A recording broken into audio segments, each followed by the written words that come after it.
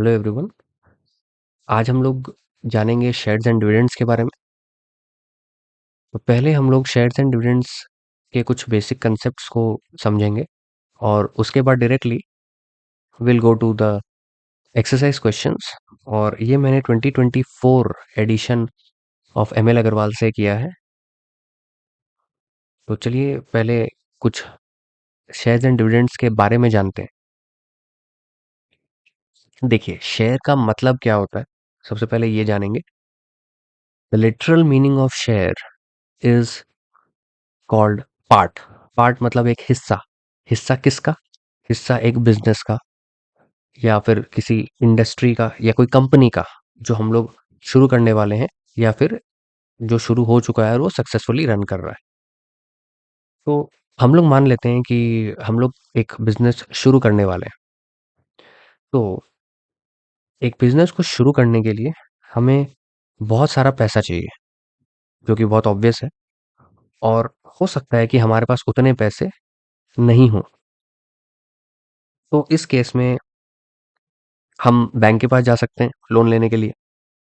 But bank का ये doubt रहता है, कहीं हमने उनका पैसा डुबा दिया तो। क्योंकि बैंक को एक फिक्स अमाउंट ऑफ मनी थोड़े टाइम बाद में वापस चाहिए होता है, राइट? जिसको हम लोग बोलते हैं लोन का ईएमआई, जो इक्वल मंथली इंस्टॉलमेंट हम लोग पे करेंगे बैंक को विथ इंटरेस्ट, जिससे बैंक अर्न करेगा। तो it is possible that bank may not sanction a loan to a first time business owner, या सिंस मेरा कोई एस्टैब्लिश्ड बिजनेस नहीं है, मैं एक नया बिजनेस शुरू करने जा रहा हूँ, तो उस शुरुआत के टाइम पे एक बैंक मुझे लोन नहीं देगा। उस केस में मैं क्या करूँगा? जनरली जो एक बड़ा कंपनी या एक बड़ी कंपनी में होता है कि पहले से हम लोग एक एस्टीमेट बैठाते हैं कि इस कंपनी को शुरू करने में, या किसी फैक्ट्री को सेटअप करने में, किसी काम को पूरे फुल तरीके से करने में हमें कितना पैसा लगने वाला है, उसका एस्टीमेट मान लीजिए हमने बैठाया है ₹1 करोड़। तो अब आज अगर मेरे पास में इतना रुपया नहीं है, तो इस केस में मैं क्या करूँगा कि मैं इस एस्टिमेटेड अमाउंट को छोटे-छोटे हिस्सों में बाँट दूँगा। जैसे अगर मैंने डिसाइड किया कि ₹100 के हिस्सों में मुझे इसको बाँटना है, तो बाँटना मतलब क्या हुआ? Divide, distribute. सो 1 करोड़ को अगर मैं छोटे-छोटे ₹100 के पार्ट्स में बाँट दूँगा, तो मेरे पास क्वांटिटी जो आ जाएगी वो होगी 1 लाख, राइट? सो इसको लिख देते हैं 1 लाख। अब ये 1 लाख क्या है? ये 1 लाख पार्ट्स है। और पार्ट्स को हम लोग क्या बोलते हैं? शेयर्स। तो ये जो 1 लाख पार्ट्स हो गए 1 करोड़ के, इसको बोलेंगे 1 लाख शेयर्स। अब मैं इन शेयर्स का करूँगा क्या? मैं इन शेयर्स को लेके उन लोगों के पास जाऊँगा जो मेरे बिज़नेस आइडिया को सुनने के बाद मेरे बिज़नेस में पैसा इन्वेस्ट करने को रेडी हो जाएँगे। मान लीजिए एक है मिस्टर ए। मिस्टर ए ने ये डिसाइड किया कि वो मुझे 20 लाख रुपीस दे सकते हैं मेरे बिजनेस को स्टार्ट करने के लिए। तो अब वो नॉर्मली तो 20 लाख अपना अकाउंट से निकाल के मुझे देंगे नहीं। वो भी बदले में कुछ मांगेंगे कि कुछ प्रूफ दो, या कुछ ऐसा तो दो जिससे पता चले कि हाँ, मैंने तुम्हें 20 लाख रुपीस दिया है। तो मैं उन्हें क्या करूंगा? मैं उन्हें अपने कंपनी का शेयर्स दे दूंगा। अब सिंस उन्होंने मुझे 1 करोड़ तो दिया नहीं स्टार्ट करने के लिए, अगर वो दे सकते तो वो कंपनी तो उन्हीं की हो जाती फिर। तो वो मुझे 20 लाख रुपीस दिए हैं।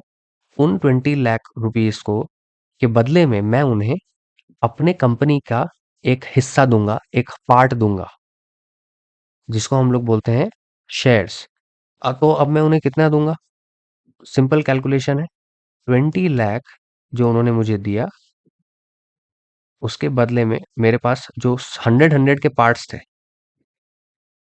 तो ये देखिए, ये कैंसिल हुआ और यहाँ पे बन गया 20,000 शेयर्स।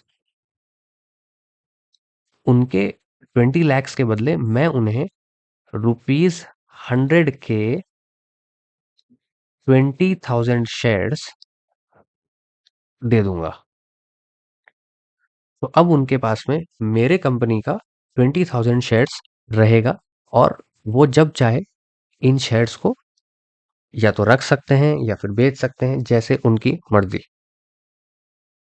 तो ये है कंसेप्ट शेयर्स का। अब यहाँ पे एक इम्पॉर्टेंट चीज, कुछ टर्मिनोलॉजीज है जो बहुत ही इंपॉर्टेंट है इस चैप्टर के लिए। ₹100 के मैंने उन्हें जो 20,000 शेयर्स दे दिए हैं, इस ₹100 को हम बोलते हैं फेस वैल्यू। क्या बोलेंगे? Face value. और इसके और दूसरे नाम भी होते हैं, दैट इज नॉमिनल वैल्यू और प्रिंटेड वैल्यू।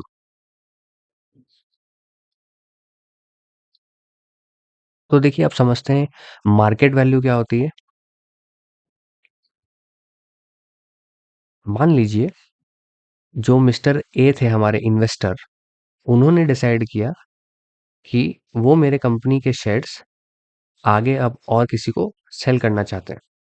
तो अब अगर वो मेरे कंपनी का ये ₹100 का शेयर सेल करना चाहते हैं, तो अगर उन्हें एक बायर मिलता है और वो उस बायर को बोलते हैं कि मैं ₹120 में ये शेयर बेचूंगा, तो मतलब उनका बाइंग प्राइस कितना था?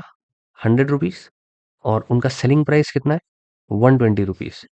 तो ये ₹120 जो हो गया, ये हो गया मेरे शेयर का मार्केट वैल्यू। मतलब मार्केट में आज इन शेयरों का कितना वैल्यू है।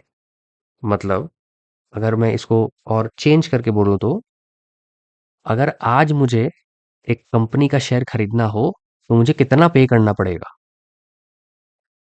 तो आज इस कंपनी का वैल्यू होगा ₹120। अब इसी डिस्कशन को कंटिन्यू करते हैं, ये चीज समझ के कि अगर ₹100 का शेयर पहले था, जिसको हम लोग बोलते हैं फेस वैल्यू, और अब इसका प्राइस हो गया 120, जिसको कहते हैं हम लोग मार्केट वैल्यू। अब इसमें 100 से 120 का जो डिफरेंस है, यानी कि 100 से 120 बनने में +20, तो ये जो +20 है, इसे हम लोग बोलेंगे प्रीमियम। प्रीमियम मतलब फेस वैल्यू से कितना ज्यादा दे के हम लोगों ने उस कंपनी के शेयर्स को बाई किया है। अब मान लीजिए यही कंपनी के जो शेयर्स थे, जो ₹100 के शेयर्स थे, जो फेस वैल्यू 100, वो आज सेल हो रहे हैं ₹80 में। मतलब उसका मार्केट वैल्यू घट गया है। तो इसी को हम लोग बोलते हैं -20 का डिस्काउंट। तो इससे ये पता चल रहा है कि प्रीमियम और डिस्काउंट वो हमेशा फेस वैल्यू पे ही कैलकुलेट करते हैं। अब अगर मैंने किसी कंपनी का शेयर्स को बाई कर लिया है, कंपनी मुझे इनकम के तौर पे, अब देखिए मैंने सेल नहीं किया, वो मेरे पास ही पड़े हैं सारे सारे शेयर्स। तो अब उन शेयर्स को जब तक मैं होल्ड कर रहा हूँ, तो बीच बीच में कंपनी अपने प्रॉफिट में से कुछ हिस्सा निकाल के अपने शेयर होल्डर्स को बांटता है। वो हिस्सा जो है उसे कहते हैं हम लोग डिविडेंड्स। डिविडेंड्स एक तरह से आप मान सकते हैं गिफ्ट, जो एक कंपनी बहुत अच्छा प्रॉफिट होने पे अपने शेयर होल्डर्स को एक रिवॉर्ड के तौर पर देते हैं कि सिंस हमारे शेयर होल्डर्स हैं, वैल्यूएबल शेयर होल्डर्स हैं, जिनके वजह से उन्हें पैसे मिले अपना बिजनेस शुरू करने के लिए, तो जब अपने प्रॉफिट के टाइम पे वो उन्हें उससे हिस्सा निकाल के देते हैं as a gift, as a income. तो जो शेयर होल्डर्स होते हैं, ये उनके इनकम में काउंट होता है। आप इनकम को प्रॉफिट भी समझ सकते हैं, जो इस पूरे चैप्टर में profit, income, annual income, total dividend, इस तरीके से डिस्कशन होगा। अब डिविडेंड का एक सिंपल कैलकुलेशन होता है। डिविडेंड को एक्सप्रेस किया जाता है फेस वैल्यू के परसेंटेज पे, जैसे कि 6% डिविडेंड। तो 6% जो डिविडेंड होगा, इसका कैलकुलेशन होता है 6/100, यानी कि 6% on face value. 6% of the face value, अब मान लीजिए ये फेस वैल्यू हमारा 100 है, तो 6% इंटू फेस वैल्यू, और ये 100 और 100 गेट्स कैंसल, तो ये हो गया ₹6। तो ये जो डिविडेंड है, डिविडेंड हमेशा कैलकुलेट होगा फेस वैल्यू पे, और ये है डिविडेंड पर शेयर, मतलब ₹6 पर शेयर। तो अगर एक शेयर पे ₹6 मिलता है, तो जो टोटल नंबर ऑफ शेयर्स जितने होंगे उनसे जब हम लोग मल्टीप्लाई करेंगे तो हमें मिल जाएगा टोटल डिविडेंड। ये एक बेसिक डिस्कशन था शेयर्स एंड डिविडेंड्स के ऊपर। So okay, thank you everyone.